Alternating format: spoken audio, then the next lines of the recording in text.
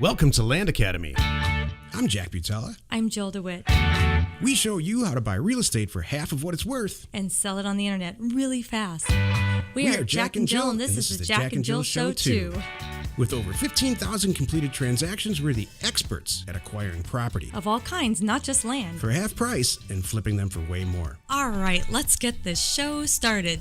Jack Butala with Jill DeWit. Hello. Welcome to our show today. In this episode, Jill and I talk about how to automate everything except personal seller contact, maybe the most important piece of all of this.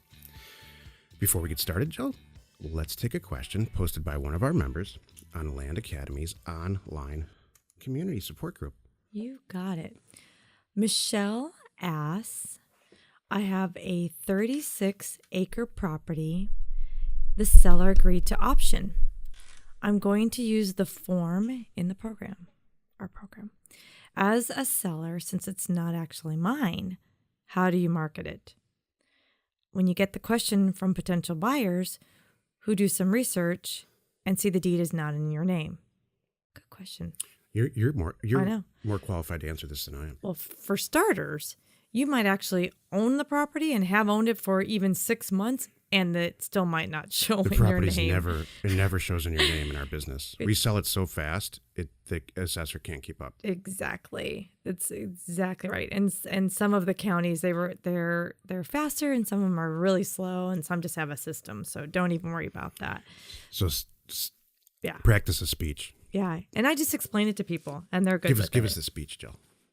That's exactly the speech. Because even if you do buy the 36-acre property and then you start marketing it and you own it, it's not going to be in your name for quite some time, sometimes 2 years. Mm-hmm. So what's the speech when the buyer says, you don't even own this property. Why are you selling a piece of property that you don't even own? Like they say that. They don't say that. A crook. You're so silly. That does not. You know what, Jack? Maybe that happens to you, but it doesn't happen to me. You know how they say it to me? They're like, "Tell me again," in that voice. Oh my gosh, Jill. You're making me feel uncomfortable. You're making my stomach hurt a little bit. That's right. Ooh, talk like that more. Tingly. Yeah. Give us a little pillow talk, Jill. So here we go. Here's how I explain it. This is really good. Well, Michelle, here's why. Michelle's a guy, by the way. Yes, it is. Here's why it's not in my name. Be cool yet. if it was a she, though. Imagine that. Oh my gosh. And you're talking like this. Go ahead. I like this even more. Yeah. Michelle can be a man or a woman the way I do it.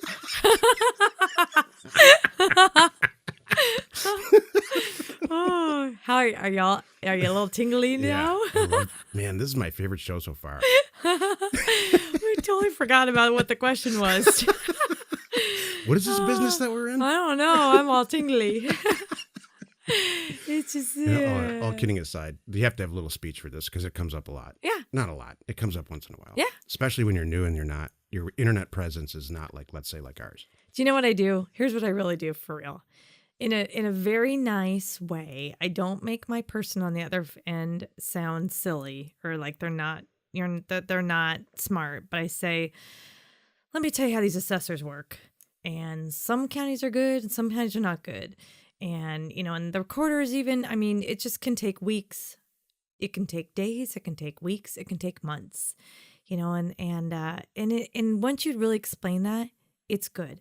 I've never had a person come back to me and say, you need to send me a copy of the recorded deed ahead of time so I know you really own it. Yeah, I've never had that. They never do. So once you just explain it, they go, oh, okay. And they move on. You're like, yeah, I just got this. It's awesome. You're getting a great deal. And yeah, it's gonna take some time. And by the way, once you buy it from me, it's gonna take a couple months. But you'll have a deed in your hand and we're all good. So they're like, okay. Here's your ace in the pocket on this topic. At the end of whatever speech you come up with, say this, but if you're still uncomfortable, what do you say we just open escrow? And you just close the deal through escrow. You can say, look, I'm optioning this property. I don't own it. And I'm not representing the seller. I'm going to do that. And then explain an option to him. I'm going to buy it. You're going to buy it. You're getting a smoking deal, but I found it first. So let's open escrow. We'll do a dual escrow. I want you to pay for it. It's going to cost between $500 and $800. Buyer. And let's close the deal. We'll close the deal like we're buying a house. I'm okay with that. And then that takes all of the concern out of it. It should, if you present it properly on the buyer's part. Go ahead. Well, and that's a perfect, like end of the line, bitter end example. Often I'll tell you, Jack, I never get to that point. I don't have to. Joe. So you know what? It's just Because you're good at this. Thank you. Well, and I think Michelle is And gosh too. darn it, people like you. Thank you. You just have to get to that point, I guess, in this business where you have the confidence and no one, you don't want to offer too much information up front. So let me back up and help Michelle here, if you don't mind. Okay. You've optioned the property and you're all ready to go. For anyone just tuning in, what this means is it's a 36-acre property, and I either don't have the cash sitting around, whatever we negotiated on, or I'm not really comfortable with the price, so I don't want to lay out the cash yet on what they want. So I'm going to do what's called an option. So I'm doing we do a one-page kind of agreement where it gives me, 90 days, and I'll tell the guy, hey, here's what we'll do. Let me go, if you're like this, I'll see if I can get your $8,000 or whatever it is. Can I have 90 days and I'll market it? I'm going to go out and market it all over the internet, on all my places, on my website, see if I can get your $8,000. And if you're in agreement, you just sign this thing, and usually they're going to go, heck yeah, great. So now what I do, Michelle's saying, how do I market it? The same way you always do. The same exact way. You don't change it. You don't put in there actually owned by Bob Smith and I have this one-page agreement, see attached. Yeah, you don't do anything like that. So, and you don't have to. However, what I was trying to say, you don't offer any unnecessary information. So you're marketing it as if it's your own on your website. Everything's normal and great. 2 days from now, someone calls you and expresses interest in this property. You're not going to go, oh, by the way, just so you know, it's an option and da-da-da-da. No, you don't need to volunteer any of that. That's right, Joe. But should they ask anything outright about it, you always are upfront and honest about it. You just don't have to, volunteer any information, because you don't want to confuse people right now. They're just asking about this deal. You want to talk about what it is, and they want to buy the 36-acre property for the $12,000 that you just offered it for. So they don't need to know, oh, I'm buying it from this guy for $8,000. Oh, really? They don't need any of that. Right. So it's all good. It's kind of like, we come back to cars a lot, but on a car dealership, I'm not gonna know I never know what the dealer paid, and I'm still feeling good about the transaction. I don't usually buy a car from a dealer, but that's another thing. Yeah, concentrate on the land or a house or whatever you're selling. So yeah, you're doing everything right, Michelle. Market it exactly as if it's your own. Don't offer any unnecessary information up front, but if they ask, you are totally honest. And I have to say this, and it's super important. Please do not represent the seller if you don't have a real estate license. Even if you do have a real estate license, don't say that you're representing this seller, because you're going to get a lot of compliance problems, legal problems. So you're the buyer, and you have to go through with the acquisition, and you have to go through with it on paper with a paper trail. True. If you need details about that, that's beyond the scope of this. The actual mechanics of doing an option, go on to Land Academy's online community and ask questions there, because we have multiple people in our group that are doing them right now, like in real time. So they'll walk you through the whole thing. Can I tag on to that? Michelle's actually pretty. He's done a lot of deals. Yeah. Yeah. One thing, this is good for me. Anybody who's thinking about getting into this business, because I talk to those people a lot, they think they have to have a lot of money in the bank to be a real estate investor. So this is one of the ways that a lot of our folks have, got their feet wet and got the ball rolling and had some acquisition funds by jumping in, learning the business, and they don't have a lot of cash to outlay to acquire the properties, but ding, ding, they can do an option.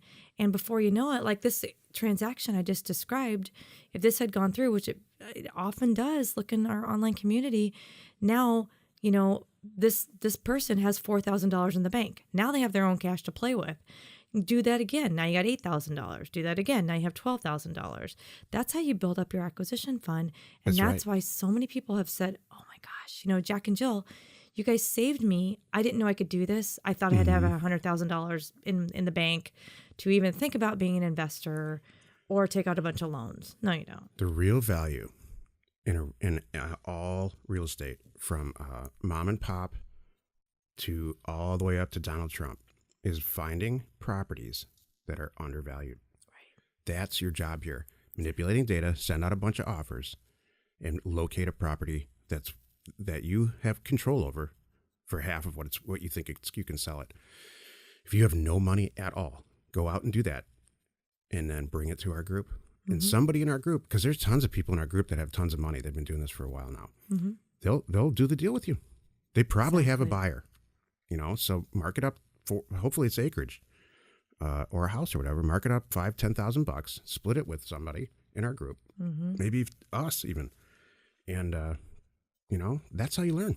That's the benefit of this. You don't have to sit in your basement and do this yourself. Totally. And you shouldn't, actually.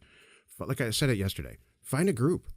Find a support group. Doesn't have to be us, but it has to be somebody, or else it's going to take you 5 years to learn instead of 5 months. Yeah. I know this because that's how it happened with me. Exactly. I love that. It's kind of funny. People are like, I'm just going to do this. And like, all right, well, I'll see you in a few years. We always, on social media, I answer a lot of questions on Facebook and Bigger Pockets and stuff. And there's always one person who says, you don't need all that data. I just bought a list from this guy in Taiwan for 13 cents, and I sent out letters, and I got... and I wrote them all. And I bought 5 property. You guys are... No, okay. Well, great. Then this is When'd you start? 10 years ago? Good for you. Exactly. Well, and my thing is too, is this a business or a hobby? I mean, do you really want to make some money? If you just want to do little projects like that, I get that. Maybe it is a hobby. Or maybe, maybe you're... I'm here to make some money. Yeah. That's what this show's about. We're about to get into it. Automate this stuff. And, do one, now, the perfect segue. If you have a question or you want to be on the show, reach out to either one of us on Land Academy's online community. Today's topic, the meat of the show, automate everything except personal seller contact. You know what would be cool, Jill, is if you could walk us through the anatomy of a deal from start to finish. I call it cash in, cash out. So what's the very first thing? Let's use this Michel's 36-acre property. How do you even locate a 36-acre property? And then let's say you buy it. Can you walk us through from start to finish? Or do you want me to? You. It's so... Take a nap. I'll jump in here. No, these shows are unscripted, folks. Yeah. So, oh, really? Yeah. Oh, we couldn't tell. Thank you. So I love when it'd be like, Jack, let's talk about designing a dress. And I want you to tell me what patterns look like and what a pattern is. Because I kind of feel like it was a little bit thrown under the bus there. Not that, but you say, and I'm like, because I don't really, and I don't mean to give you a hard, I'm just saying, I don't know how detailed you want me to get. My shins are bruised from getting kicked under the table. No. But so if you start me off and tell me kind of how much detail you want, I mean, I can talk about the anatomy of a deal. So I'm going to do the anatomy of the deal from start to finish, and we're going to talk about what can be automated realistically and what shouldn't be or couldn't be or the whole thing. All right? Okay.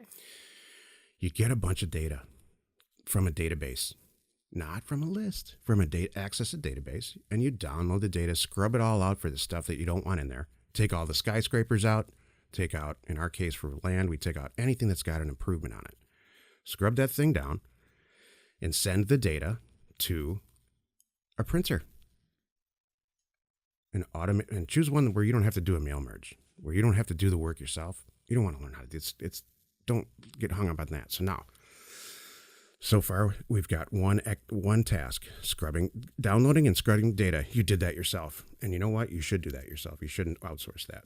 So the title might be a little bit misleading, whatever. Now you send it to a printer. That's an outsource. That's automated. They do the mail merge for you, and they get it in the mail. They get all these offers in the mail for you. The property owners receive the offers in the mail. They open it, and some of them call you back, or they sign it and send it back, right? Mm-hmm. So far, you've done very little work. Mm-hmm. Now you have sellers contacting you. Mm-hmm. You're not out there contacting sellers, and you want to be in that position always. Mm-hmm. So the seller X calls you or sends back the offer, the 36-acre offer for $3,000, let's say. Mm-hmm.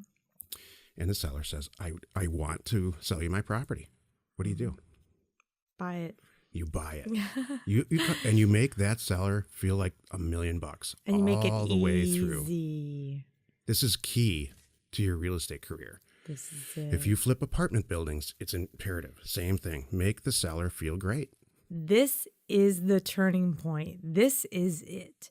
This is what made you and I, well, at least for me, so successful in this business is this key piece right here. I have had people call me back and give me a chance to change, like, hey, I actually got another offer, or just whatever it is. I like you. I just, you know what? I do want to sell. I like you. There's something right there, the magic that happens, Jack, that you can't automate, but you could do everything else. Exactly. Plus, they might have other property. Jill's an expert at that. Or they might know other people that have a property. So that you make your money when you buy it, not when you sell it. Right. I don't say that often enough. Somebody actually was really impressed by that saying. I just think everybody's already heard it. You make your money when you buy these properties, not when you sell them. If you buy them so cheap, you're going to sell the next day. Yeah, you already know what's going to happen. That's right. And that's why it's funny. People look at us like, how come you don't get excited when people check out and the money comes in? Because I saw that was going to happen. I knew that was going to happen. Yeah, that's right. I knew when I bought it, how it's going to go and how fast it's going to go and all that. So great. The seller, now the seller feels like $1 million and they want to be your friend. You have two ways to close the property, to close on the deal. You can close through escrow. We usually close through escrow on any property that we purchase for more than $5,000. Or you can do what we call a notary close, where you send a cashier's check and the documents to a local notary wherever the seller is. They go out and meet the person at a coffee shop or in their living room, sign the deal, hand the check over, and then you record the deed. That's all automated. You don't do any of that. That's right. The documents that got created, you don't do any of that. You outsource that. You don't want to push paper. That's not the business you're in. Exactly. You want to be a data expert, and you want to be a solid deal maker. Great. So you own the property, and the deed's recorded. Now you're going to sell it. You're going to automate that process also. Every property's the same, right? Yep. They're located in different locations, but the stuff that you do to get that property ready to sell on the internet is always the same, and outsource it. You don't need to learn how to do the maps and all that stuff. I mean, if you're a kook, like a control freak kook, and a lot of our members are, you can take a crack at it. Yeah. You can do it the first couple of times, but that's about it. You want to outsource it. Yeah. There's a better use of your time. Yeah. And then, and you need to have a website already developed long before you send these offers out where they can click on it and buy it, just like it's a pair of shoes. Exactly. Now you've done no work. Because while they're clicking on it and buying it and putting money in your bank account automatically, you're already on to the next mailer. Yep. You only do really two things. You scrub data and talk to a seller. Do you know what's funny about that? I just thought of something really interesting. Because I keep seeing this pop up. It popped up on our weekly member call last week, where our members are running out of inventory. Yeah, it's like they really are selling out. There's no issues with sales. It's like they bought a bunch of stuff and they put it out in the system and they kind of waited to see what happened. They're like, oh shoot, you don't realize it is a big system, just like you just said, Jack. Automate it, move on. Automate it, move on. And then you won't have to worry about running out of inventory, but it's a good problem to have. It's like I sold everything. What do I do now? Now I have all this money. Somebody asked me recently, like, okay, tough guy, big shot. Where's all the property that you guys own if you say all that? And I said, funny. We don't. I love that. We don't even post it anymore. It doesn't get there. We just email a list out. Yeah. And it just gets purchased. So to remedy that, I'm actually going and putting all the completed sales we have on our Landstay website to bring some credibility. Because their point is well taken. It's like, come on. Right. So I hope that's clear. Two things. Yep. Over and over and over again. Two things. Scrub data and develop relationships with sellers. Yep. Join us in another episode where Jack and Jill discuss how to use information, that's me, and inspiration, that's me, to get just about anything you want. We use it every day to buy property for half of what it's worth and sell it immediately. You are not alone in your real estate ambition. I think that was super clear. I do too. Usually I feel like poop after a show. I feel pretty good about that. Well, you know what? You don't look like poop. You look good. I like this look today. Oh, thanks. You're welcome. You should raise your standards. She's silly. I love how it's rainy. We have a little bit of a rainy today, and you're wearing shorts just because you can. Yeah. What I said to Jill recently, because we're here in Los Angeles. We live in a community where people walking down the street, I don't know if they're independently wealthy or homeless, because everyone looks kind of the same. It's great. That was so funny. Yeah. So Jack said that's what I aspire to be. I want people to question. He's either retired or homeless. I'm not sure which one it is. I think I'm pulling it off. You are. Information and inspiration to buy undervalued property. We are Jack and Jill, and this was the Cash Flow from Land Show. We are the experts at acquiring property Of all kinds, not just land. for half price, just so we can flip it for way more. And really fast. Thanks for listening. You are not alone in your real estate ambition.